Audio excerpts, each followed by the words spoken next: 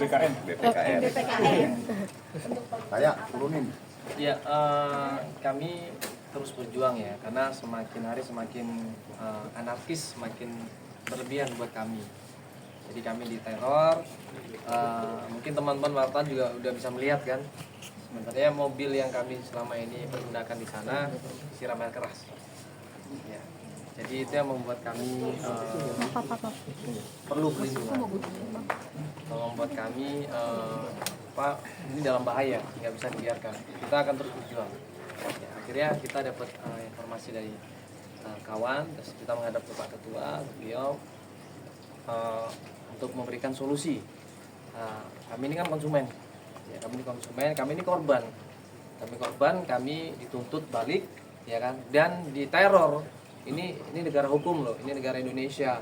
Ya, saya berharap BPKN memberikan bantuan kepada kami, dan saya berharap juga kalau misalkan bisa dibantu untuk menghadap presiden, kami akan menghadap presiden terbaru ini, mudah-mudahan bisa membantu kami. Kronologi penyiramannya sendiri kapan dan mungkin mobilnya sendiri merek apa dan merek nggak bisa saya sebutkan, cuman pas kejadian sesudah sidang waktu itu.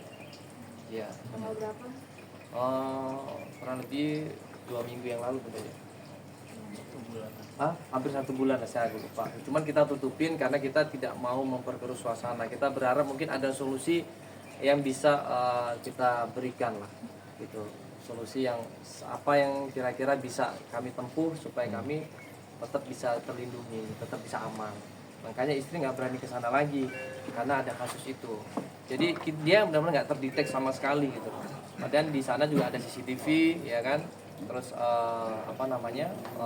kita di sana juga dilindungi teman-teman juga. Tapi kenapa bisa sampai lepas gitu? Mobil kami menjadi korban. Itu kan salah satu kan bahayanya takutnya kalau nanti pas lagi manusianya jadi korban. Ya. Nah, kita minta perlindungan BPKN RI. Nah mungkin terkait mobil sendiri itu berarti terindikasi dari pihak sana memang yang menyerang, itu seperti apa Mas? Saya nggak tahu. Saya di sana nggak pernah musuh, ya kan Pak. Kita nggak pernah punya nggak pernah ribut sama orang lain. Kita datang ke Pontianak itu cuman masalah kasus hotel ini, ya kan. Jadi ya saya tidak tahu siapa yang melakukan itu, tapi mungkin ada kemungkinan ya Masyarakat bisa menilai. Masyarakat bisa menilai, ya kan, siapa yang melakukan ini. Mas Mandala, tapi untuk pelakunya dugaannya gitu, maksudnya laki-laki, perempuan atau berapa orang gitu? Penyiraman. Mungkin iya waktu penyiramannya sendiri. Sudah dicek, itu kejadian nggak di rumah. Iya. Jadi kejadiannya di luar di saat kami menggunakan mobil itu. Jadi kita nggak tahu itu kejadiannya di mana, tapi pas tiba-tiba kita cek mau cuci mobil, loh mobilnya melepuh, gitu kan. Kita akhirnya tidak sembarangan identifikasi, kita tanya sama bengkel mobil, ini kenapa mobil ini kok bisa sampai seperti ini? Ya, mereka ngecek dan mereka mengambil kesimpulan bahwa ini disiram air keras. Mas Mandala, mungkin itu sendiri mobilnya mobil pribadi atau sewa dan kerugian ditaksir? Kerugian ditaksir nanti Mbak Iba. Mobil sendiri Ya, pribadi. itu mobil saudara sih sebenarnya. Karena kita tidak tinggal di Pontianak, jadi ada seorang yang bantuin untuk mengantar kami di sana. Tapi kan akhirnya tidak hanya kami yang terancam, saudara kami juga terancam. Itu akhirnya mengakibatkan banyak pihak yang merasa terancam di sini. Ya kan, sedangkan ini kan negara hukum, ya kan. Masa kami konsumen jadi korban kok kemudian diteror secara anarkis? Itu kan tidak boleh. Makanya kita minta perlindungan salah satu dari BPKN, mungkin bisa memfasilitasi kami, lindungi kami, ya kan, yang mudah-mudahan masalah ini bisa diselesaikan. Nah terkait sendiri seperti apa mungkin mau kita ketahui? Oke, jadi pertama kita hari ini menerima pengaduan dari Mas Mandala dan istri. Yang pertama, salah satu tugas BPKN itu kan adalah menerima pengaduan dari konsumen, pelaku usaha, dan LPKSN. Nah, ini hari ini kita sudah terima dan langsung melakukan verifikasi kepada konsumen langsung, dalam hal ini Mandala dan istri. Yang kedua, catatan kami adalah terkait dengan tindakan-tindakan di luar kelaziman itu. Kami beranggapan bahwa itu di luar tanggung jawab dan kewenangan kami. Tetapi sesuai dengan kewenangan yang kami miliki, yaitu mengeluarkan rekomendasi, nantinya kami mendorong juga kepada kuasa hukum untuk melaporkan kejadian ini ke Lembaga Perlindungan Saksi dan Korban atau LPSK. Itu kan yang bisa melindungi Mas Mandala selaku konsumen yang diduga mengalami hal-hal terkait tersebut di atas. Terkait dengan persidangan, kami selaku BPKN tidak bisa masuk intervensi terlalu jauh, tapi dalam waktu dekat karena pengaduan ini sudah masuk, kami akan melakukan klarifikasi kepada pelaku usaha. Ya, kami akan coba untuk panggil pelaku usaha tersebut dari pihak hotel untuk mendalami apa sih sebenarnya yang terjadi, sehingga pengaduan Mas Mandala ini bisa terang dan jelas, sehingga hak-hak konsumen itu bisa terpenuhi dengan baik. Demikian. Nah mungkin ada sanksi-sanksi apa sih misalnya terbukti benar mereka menelantarkan dan seperti itu mungkin? Kalau sanksi, karena ini sudah masuk ke ranah hukum, sudah masuk ke pengadilan, itu kita serahkan kepada pengadilan. Tapi kalau dalam Undang-Undang Perlindungan Konsumen itu sudah ada sanksi yang tertera di situ. Berarti mediasi sendiri akan difasilitasi sama BKPN? Kita masih melihat, Mbak ya, kita pelajari dulu dan kita panggil, karena ada beberapa pelaku usaha tentu harapannya kan ketika kita klarifikasi mereka mau datang ke sini ya. Nah itu harapannya ketika nanti kita panggil, kita surati, itu bisa datang dan kita akan coba untuk melakukan pertemuan para pihak antara Mas Mandala dan pelaku usaha. Mas Mandala, mungkin ini kan laporan ke BPKN, apa sih mungkin yang diminta dari pihak Pak Mandala, kerugiannya apa atau tanggung jawabnya seperti apa? Ya pelindungan kenyamanan kami sebagai warga Indonesia, dan juga kami ini korban. Tidak hanya kami loh korbannya, banyak korban lainnya, dan mereka semua ketakutan. Korban yang lain ketakutan. Ini kan heran, aneh. Ini negara hukum, negara yang besar, dan banyak orang baik di sini, tapi kenapa korban ketakutan? Ya, dan mereka meminta kami mewakilin. Ya awalnya kami emang berusaha untuk berjuang, tapi semakin kesini kok semakin teror semakin menjadi ya.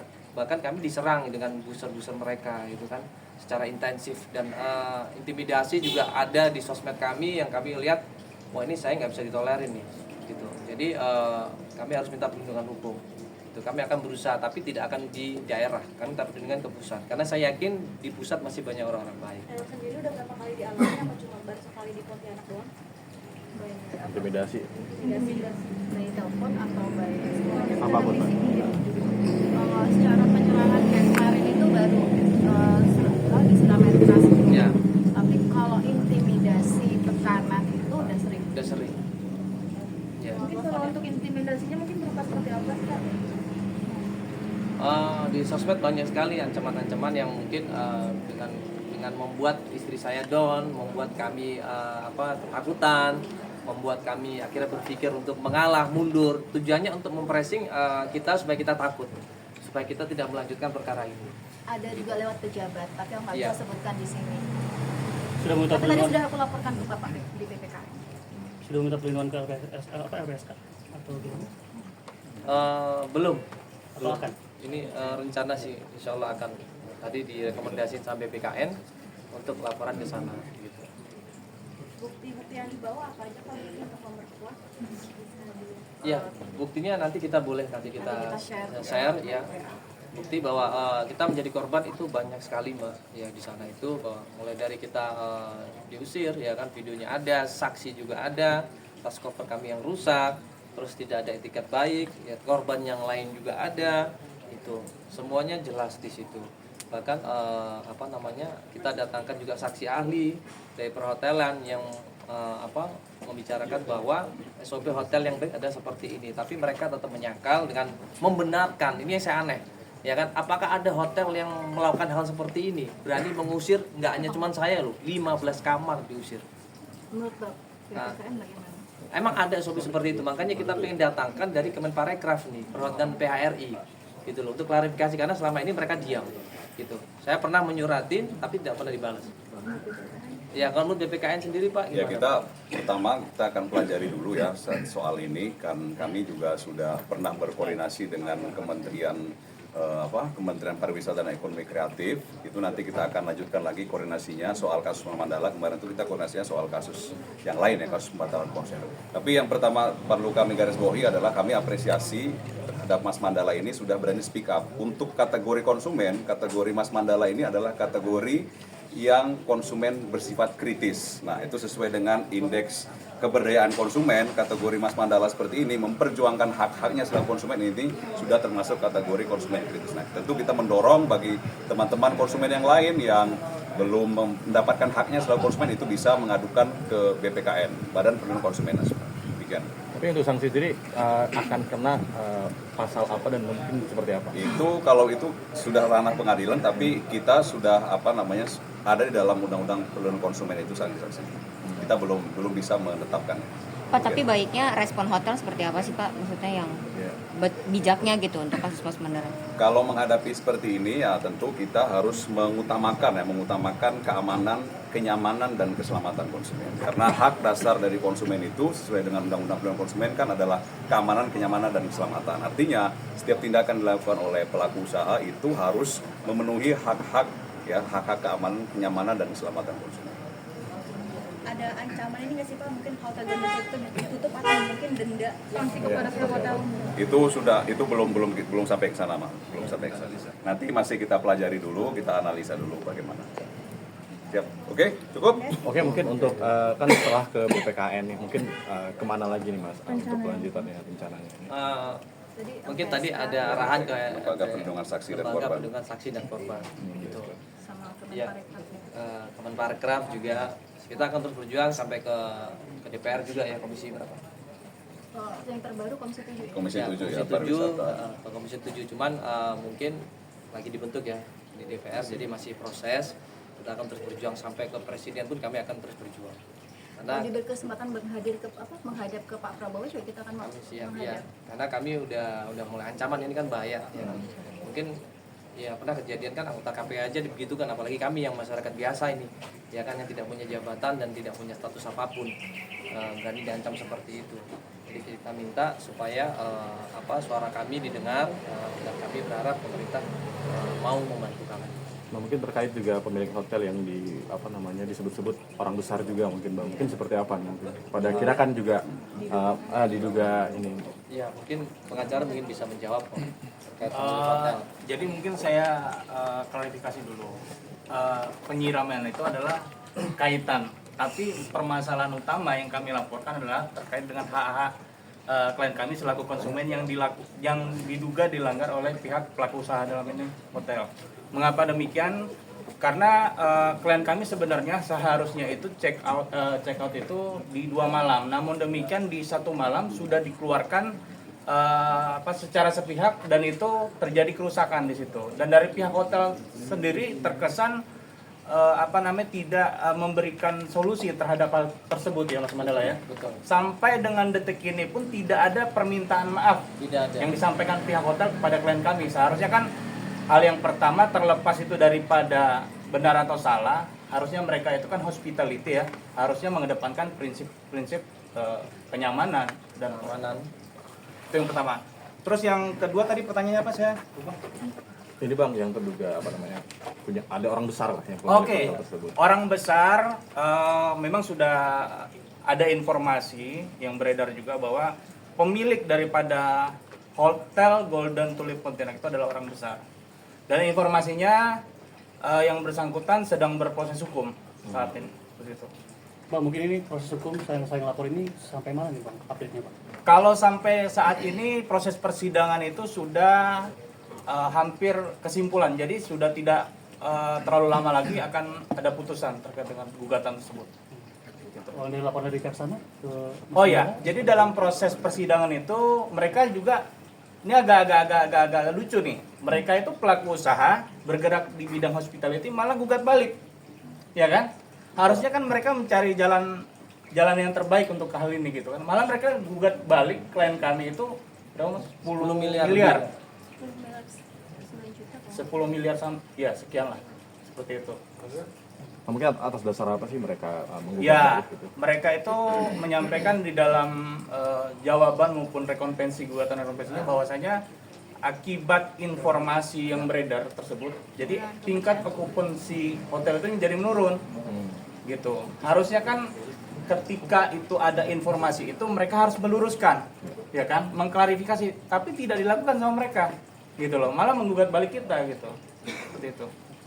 Mungkin dari Mas BPKN mendengar hal ini mungkin terkait gugatan balik, apakah memang selayaknya juga hotel melakukan seperti itu? Mungkin seperti apa Mas? Jadi dalam prinsip di Undang-Undang Perlindungan Konsumen ya, sebenarnya tujuan dari Undang-Undang Perlindungan Konsumen itu adalah menciptakan iklim yang kondusif ya. Jadi sebenarnya kita tuh tidak berpihak ya, maksudnya tidak melakukan politik belah bambu, yang satu diinjak, yang satu naik, enggak, tapi untuk menciptakan titik equilibrium. Jadi artinya kepentingan konsumen, hak konsumen terpenuhi, tapi marwah pelaku usaha juga harus terpenuhi. Tapi dengan melihat kejadian-kejadian seperti ini kan tentu kita perlu pelajari lagi lebih mendalam ya. Tentu setelah ini kita akan pelajari, kita akan panggil klarifikasi kenapa sih kok sebenarnya bisa melakukan gugat balik atau rekonvensi.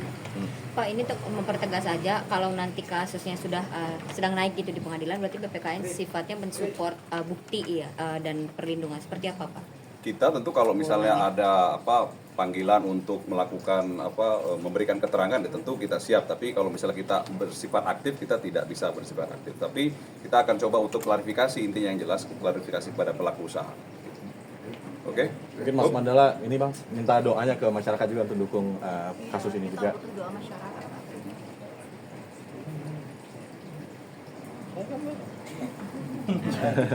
Takut aku ngomong takut nangis. Ya Mas Bima. Ya.